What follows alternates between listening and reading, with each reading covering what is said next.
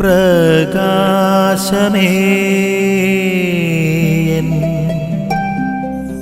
മിഴി തുറക്കുക വേഗം.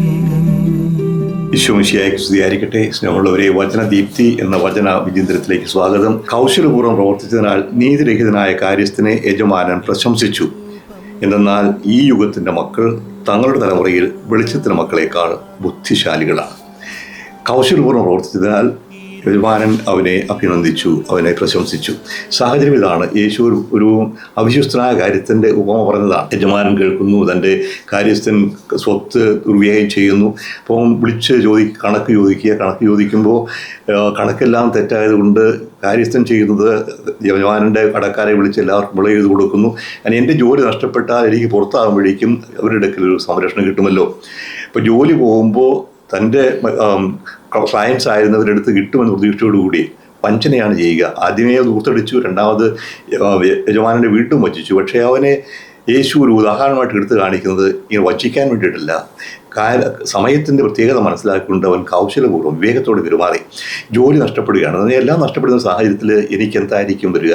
അതുകൊണ്ട് യേശു എന്താ പറയുക? നമ്മൾ മറ്റുള്ളവരെ കബളിപ്പിക്കണമെന്നല്ല, വിവേകത്തോടെ പെരുമാറുക. എൻ്റെ ജീവിതവും ഒരിക്കലും അവസാനിക്കുക എപ്പോഴാണെന്ന് അറിയാൻ പാടില്ല. കണക്ക് ചോദിക്കും, മരണമാണ് എൻ്റെ അവസാനം. അവിടെ നിമിഷത്തിൽ ഞാൻ കണക്ക് ബോധിപ്പിക്കേണ്ടി വരും ദൈവത്തിന് മുമ്പിൽ. അപ്പോൾ അതെങ്ങനെയാണ് കണക്ക് ബോധിപ്പിക്കുക? എന്ത് ചെയ്യണം? അതുകൊണ്ട് വിവേകത്തോടെ പെരുമാറണം. ഇപ്പോൾ സുഹൃത്തുക്കളെ സമ്പാദിക്കുക, എൻ്റെ കഴിവുകൾ ദൈവം ആഗ്രഹത്തിൽ ചെലവഴിക്കാനായിട്ട് ശ്രമിക്കുക.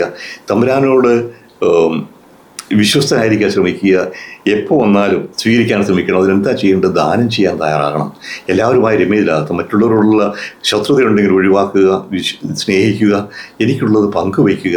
അങ്ങനെ നിത്യതയിലേക്ക് ഉള്ള വഴി ഒരുക്കുക. നിത്യതയിൽ പ്രവേശിക്കാനുള്ള കൃപ തമ്പുരാൻ പ്രദാനം ചെയ്യണമെന്നുണ്ടെങ്കിൽ നമ്മൾ ഇതുപോലെ വിവേകത്തോടെ പെരുമാറണം. എനിക്ക് വിശന്നു, എനിക്ക് ആഹാരം തന്നു എന്നപോലെ ഇന്ന് പാവപ്പെട്ടവരുമായി പങ്കുവയ്ക്കുന്നത് നമ്മുടെ നിത്യജീവനം ഉറപ്പാക്കാനുള്ളൊരു ഉപാധിയാണെന്ന് ഓർക്കുക. അതിനുള്ള കൃപ തമ്പുരാൻ പ്രദാനം ചെയ്യട്ടെ. നിൻ വഴിയേ നടക്ക